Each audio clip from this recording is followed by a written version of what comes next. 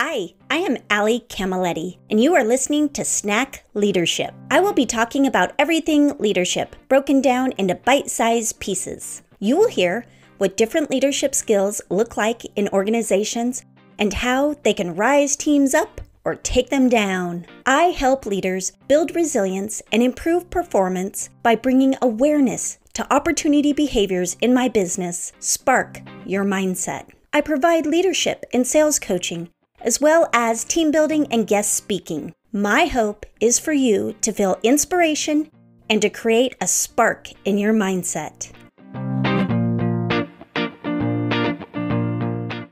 Today we are talking about genuineness.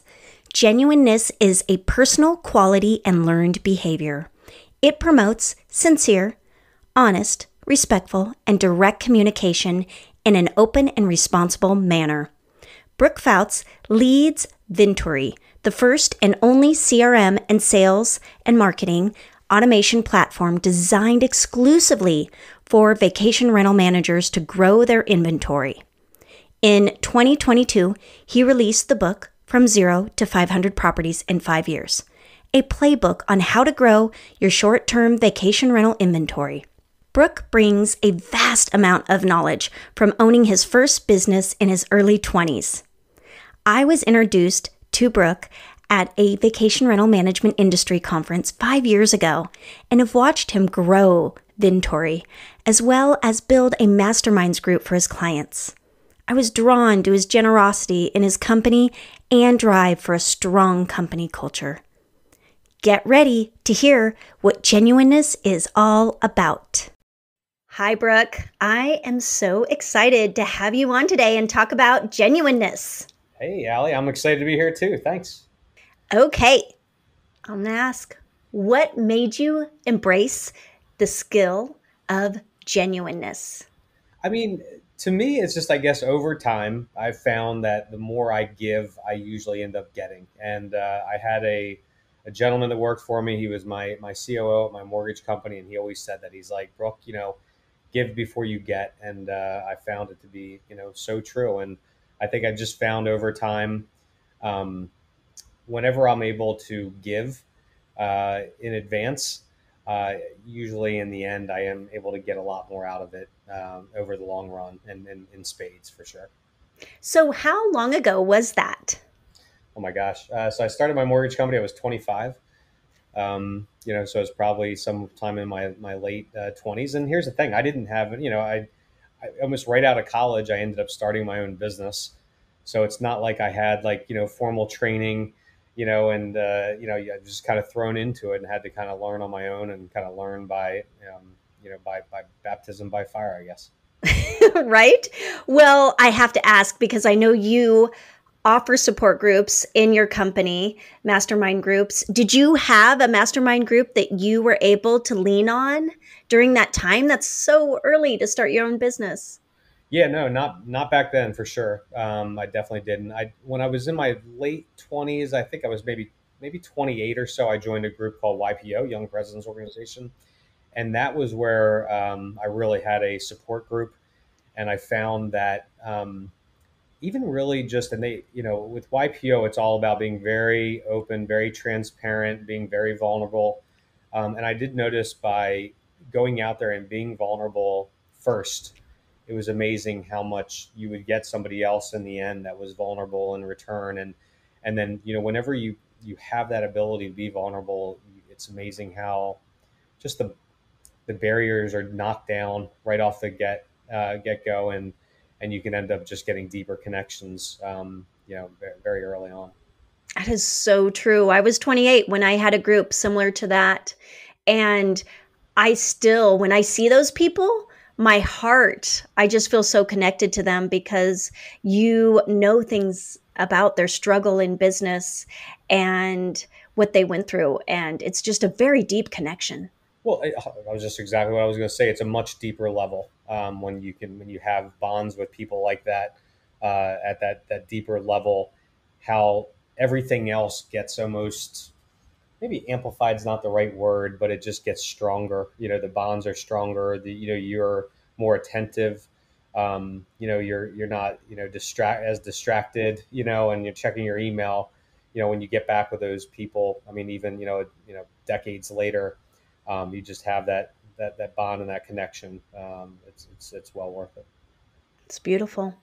So, talk to me about genuineness and what you have watched in cultures when it's really thriving. Yeah. So, well, let me, maybe I'll tell kind of a story. I mean, one thing, when I started Vintory, one of the things that I wanted to do was just make sure that the team was very appreciative of each other. And we actually built it actually into the culture from day one. So we have we have an all hands meeting every other week, and ever since the first meeting, we've made, when it was like three of us, we made a point of doing kudos or shout outs.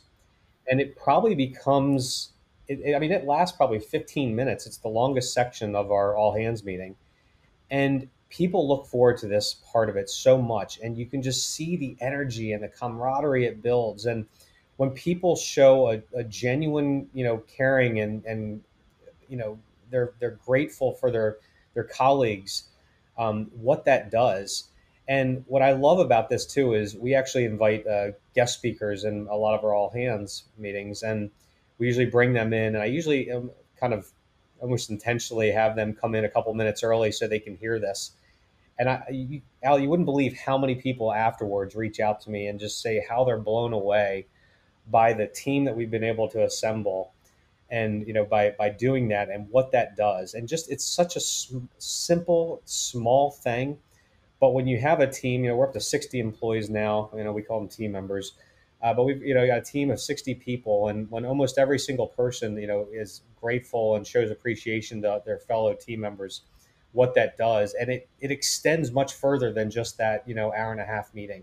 It extends almost the entire next week or the next week after that. And if you read any of our reviews on Glassdoor, you can see that's like a big part of it. And I know I'm rambling here, but it just extends so much further than just that short little 15 minutes in the meeting. And we even bring it. We have a Slack channel called shout outs and kudos, and we just made it part of the culture. And what that does to help build the bonds between the team is so valuable.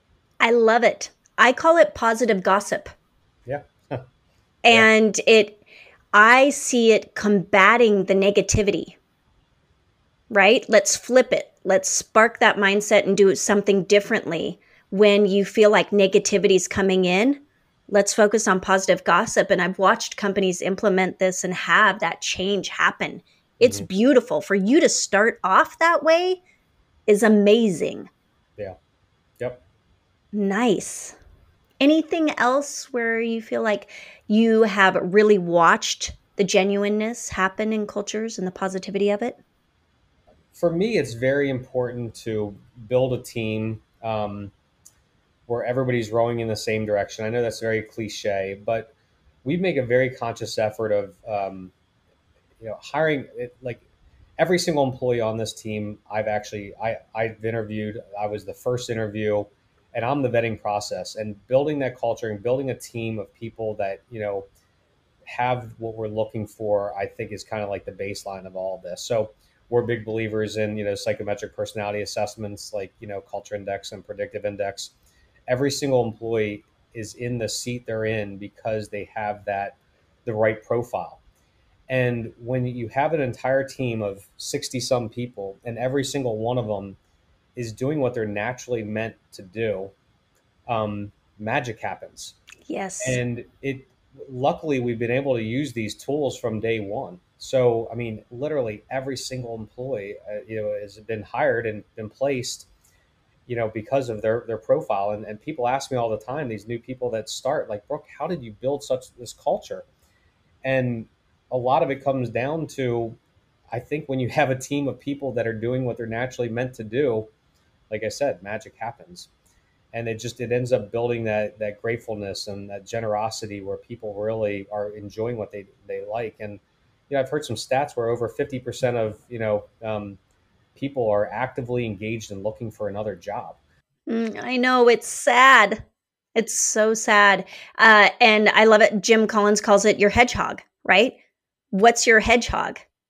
And not always are certain positions able to be in that full hedgehog.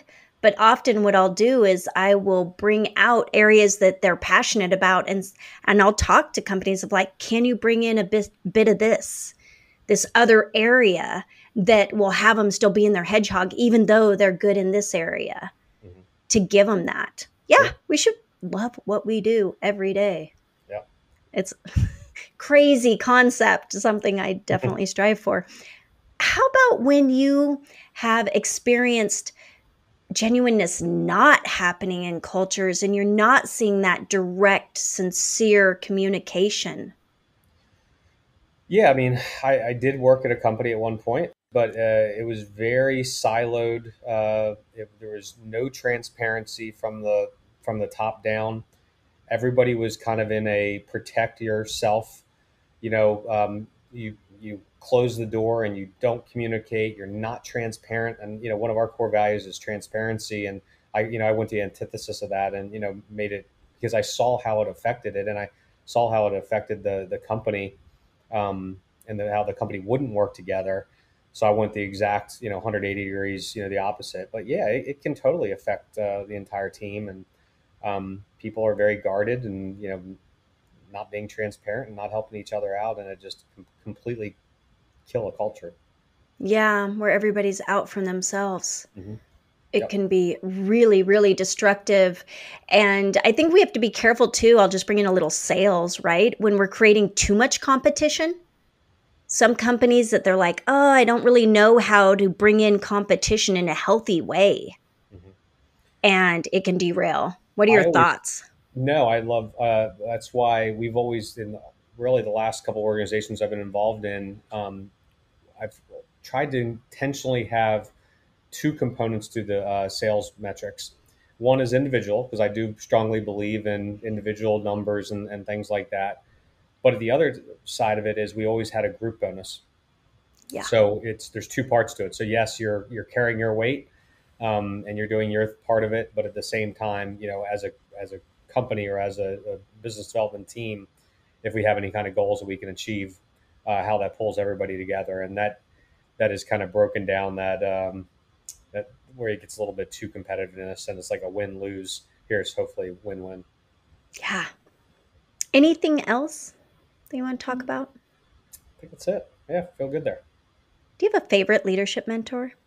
I've had many in my career, and that have helped me with this. But when I think about this, I would have to say there's a gentleman. So my first company, a mortgage company, I was 25 years old.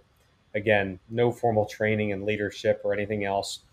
And I had this gentleman. His name was Neil Forthman, who was he was an older gentleman. He was probably in his early 60s, but was in the Air Force. He owned a Cadillac dealership. I mean, he just was just the kindest person out there. But he like took me under his wing and really kind of he could tell here's some 25-year-old punk kid who doesn't know anything about running a business or leadership, and he kind of took me under his wing, and really helped me out. And I would say he was probably that mentor that I had, and always did the right thing. He was actually a licensed facilitator of Stephen Covey, that kind of taught the 7 habits, and we actually had him speak and present there to our team, and just such a good person that it was the definition of generosity, where he gave and gave and gave and didn't expect anything in return. So unfortunately, he's passed away a couple years ago, but just he was definitely a mentor to me for sure. Love it. How about a quote? Wow. So there are actually some really good quotes, and I actually have an entire file of quotes. And again, knowing that you were going to ask this question, so I kind of went through my book of quotes, and I found this one. It was just has to talk about generosity. It says, "True generosity is an offering given freely and out of pure love, no strings attached, no expectations." And who's that by? That's actually Suze Orman. Ah, nice. Yeah. How about snack? What's your favorite snack? So I'm bad. I've got 2 daughters, and they're about like 85 pounds each, so they can eat anything they want. So anything that's in the pantry, I usually end up eating. But my go-to, I try to be healthy if I can, if there's not potato chips or something like that in the pantry. But I usually get like a clementine and some cashews. It's kind of usually my little mid-morning snack. Look at you, healthy. I love it. I'd go for the potato chips. Brooke, anything you want to share for people listening out there that maybe you're struggling with just how to be really genuine in their communication with team members? Maybe they're the person that moves so fast that slowing down to take the time can be really challenging. Yeah, I mean, and I kind of touched this a little bit earlier. I think it's more of the, give before you get, like, the rule of reciprocity. Like, don't be afraid to give people something, go into it with kind of a default state of, trust, and, be vulnerable and be open. And, what I found in the end is I end up getting, again, tenfold in return whenever I do these things rather than, asking first, so give before you get, going back to what my old, GM COO used to say. Yeah.